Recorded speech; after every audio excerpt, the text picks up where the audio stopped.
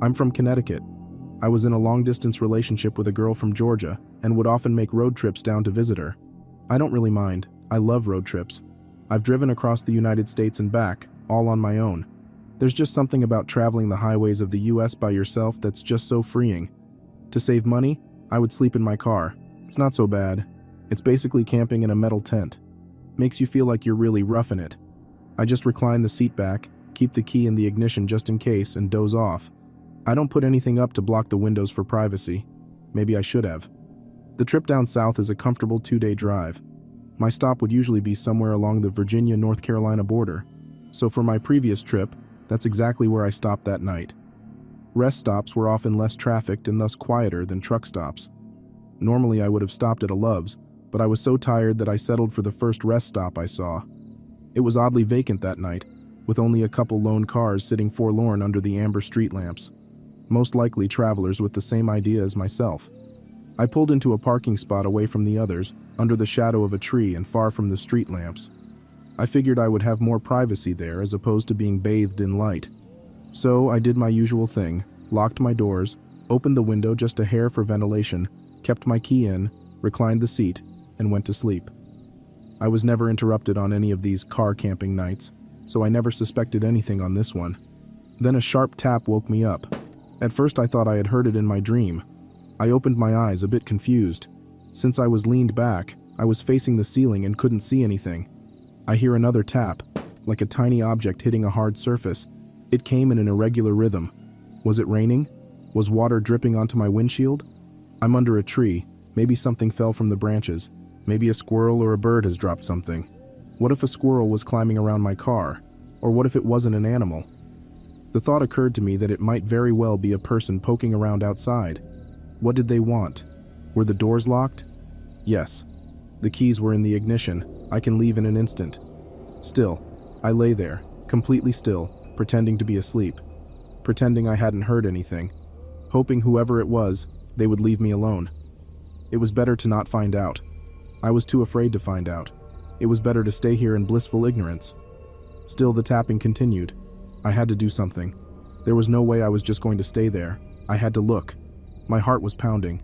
In that moment, it was deafeningly loud. Whoever was out there could probably hear it. I decided I was going to look. I was going to raise my head up and see what was making the noise. So that's what I did. What met my eyes sent a jolt through entire body. The faint glow of the street lamps cast just enough light for me to make out what I was looking at. There in the windshield, staring directly at me, was a face. Someone, I presumed to be a woman, was lying on my hood, her face pressed right up against my windshield. Her face was completely still, locked in a permanent grin. I froze in overwhelming terror. The eyes I stared into appeared to have rolled back, showing only the whites. The nose was turned up, pressed painfully into the glass. The lips stretched wide, revealing horrid rotten teeth. Even in the darkness, I could tell her skin was sickly pale, contrasting her long, filthy black hair. Whoever this was, she was clearly not in her right mind. I don't know how long I sat there, too afraid to move. Finally, I got a grip on myself and shot my hand to the ignition. It turned over, making in that instant the most beautiful sound I ever heard. I reversed as fast as I could, trying not to give this creeper time to try anything. In my panic, I remember activating the windshield wipers in a futile attempt to get her off. I thought, was I about to drive out of here with some wacko holding onto my hood? Thankfully, I didn't have to worry about that, because as soon as I stopped, the woman leapt off, landing on all fours. Seeing my opportunity, I shifted into drive and gunned it, right as I saw her reaching for the driver's side door. With my foot on the gas, I sped out of the parking lot. Behind me, I heard her let out a piercing shriek like that of an animal. I looked in my rearview mirror, and for a split second I thought I saw her chasing me, running on all fours, her black hair swinging wildly around her. I couldn't get a good look, as I rounded a curve in the road leading out of the rest stop and merged with the highway. There I picked up speed and drove through the night. I did not dare stop again until I saw the morning light.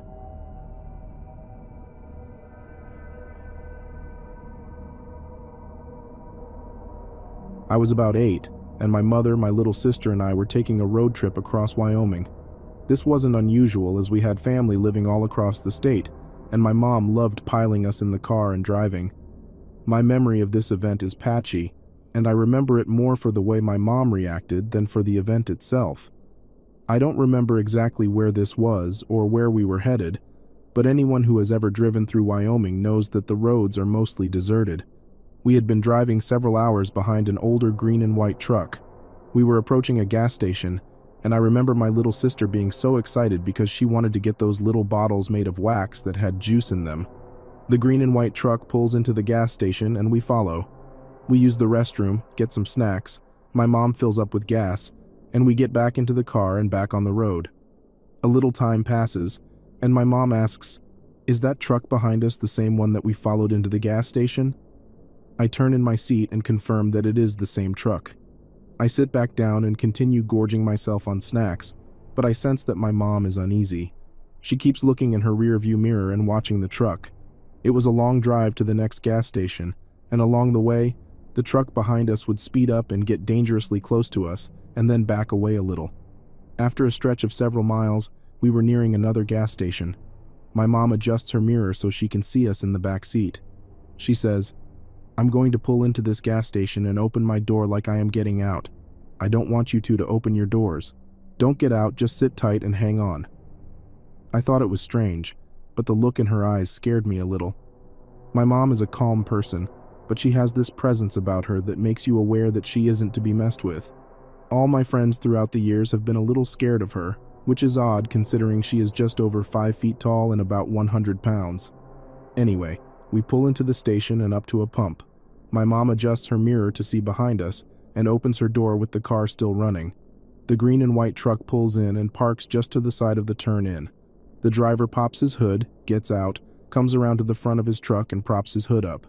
He starts messing around under the hood with his back to us. From what I remember of him, he was a really big guy, but who isn't to an 8-year-old girl? My mom slams her door and peels out of the gas station. I turn in my seat to watch the man.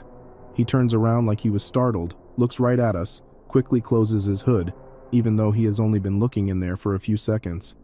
At this point, my mom is driving so fast that I lose sight of him.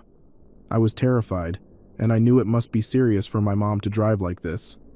Up ahead, the road bent sharply to the left, and there was a small road to the right with a few buildings. Just before the bend, my mom slams on the brakes, pulls the steering wheel all the way to the right, and as if it were straight out of an action movie, slides around the corner. She speeds through the small parking lot of one of the buildings and parks behind it. From our vantage point, we were hidden from traffic behind us, but could see anyone passing. A short time later, we watched the green and white truck speed right past us and around the bend in the road. Obviously, my sister and I were very shaken up. My mom asks if we needed to use the restroom, and I said yes. She said she did too, but we would wait here for a bit, then make our way to the next station. I'll never forget what she said next, because it was so out of character for her. She said, "I'd rather piss my pants in this car than be murdered on the side of this road." A little time passes, we got back on the road and continued on our trip. We never saw that truck again.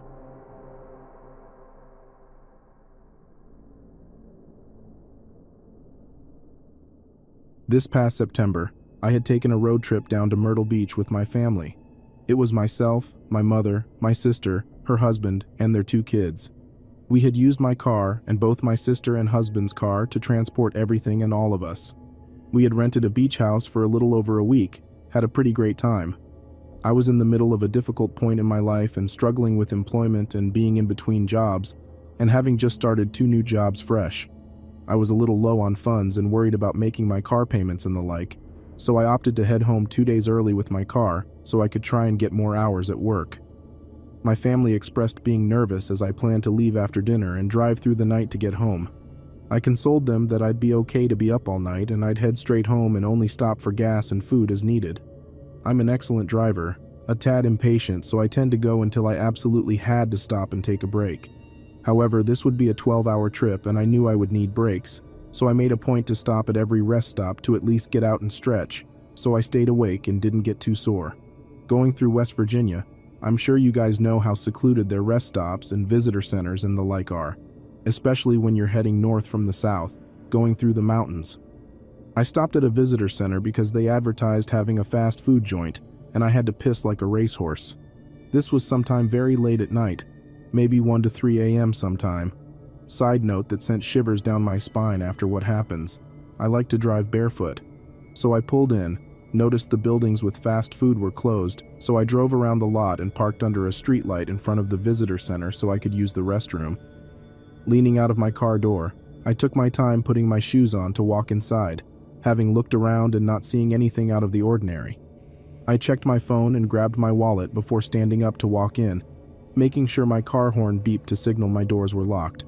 Walking towards the center, I saw a man in a white hoodie standing at the edge of the sidewalk leading into the center.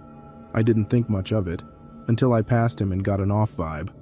I glanced over my shoulder and he was watching me walk in. For some reason, I glanced to my left as I turned back to face forward and noticed another man sitting at the benches that were on the other side of tall, thin bushes. Instantly, I thought, nope. I went in and peed, and before I walked out of the bathroom, I called my roommate, as dumb as it was because he was a good 6 hours away. I just felt safer. I gave him a quick rundown of my situation and made him stay on the phone with me. I started to walk out, and I couldn't see the man at the front of the sidewalk anymore. I glanced to my now right and saw both men standing next to a bench. Facing forward, I saw a couple walking in to presumably use the restroom as well. I had an impulse to ask them to walk with me, but my paranoia kicked in because I knew something was wrong somewhere in my situation, and I didn't ask, thinking they might know the men. Walking briskly to my car, I explained to my roommate that the men were by the benches. Daring the smallest of peeks over my shoulder again, I saw the man in the white hoodie walking towards me, and I told my roommate. Walking a few more paces forward, I looked back again and saw his pace has quickened. At this point, I told my roommate he's following me to my car, and I booked it. I thankfully had a key fob, got my key out and ready, and unlocked my car and practically threw myself in. Not daring a glance back, I threw my car in reverse and gunned it backwards before going back into drive and sped off. I didn't even stop to put my seatbelt on till I was at the exit to leave the parking lot. I didn't look back once. I stopped at the next toll road and filed a report, and the workers called for state troopers to head over and check things out. I didn't stop shaking for hours, and I refused to get out of my car until I was home. I horrified myself at the thought of, if those guys had paid attention and made their move more quickly, they could have incapacitated me at my car while I was facing the ground and putting my shoes on, and I could have had absolutely no defense.